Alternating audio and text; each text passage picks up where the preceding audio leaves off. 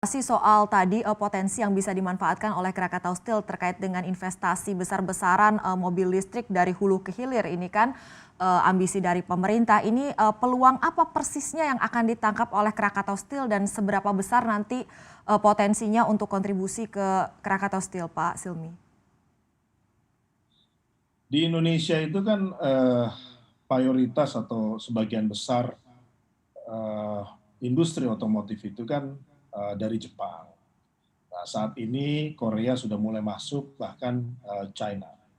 Nah, memang di sini kita akan lebih mudah masuk untuk industri-industri yang baru mulai, karena ekosistemnya itu juga baru. Ya.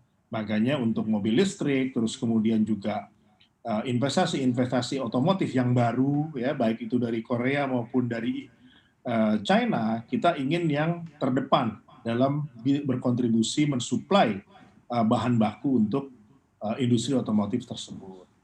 Nah, ini memang tidak langsung seketika yang saya bilang tadi, ya.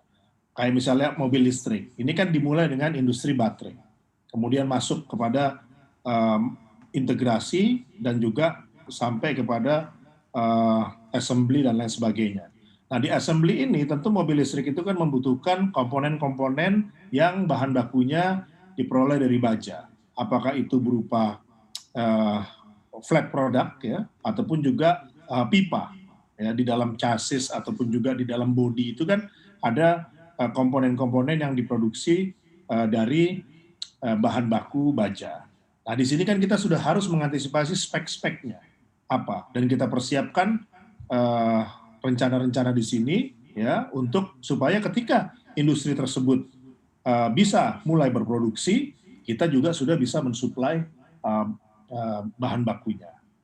Dan saya secara intens berbicara dengan Kepala BKPM, ya Pak Bahlil, untuk terus mengikut sertakan Krakatau Steel pada investasi-investasi besar raksasa di Indonesia yang hubungannya masih ada irisan dengan baja.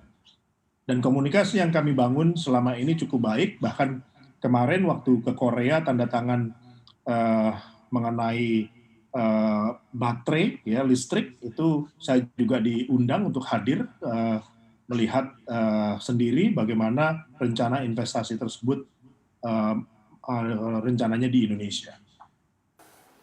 Jangan lupa install aplikasi CNBC Indonesia di App Store maupun di Play Store untuk mendapatkan informasi dan perkembangan terkini dari berita-berita ekonomi dan bisnis.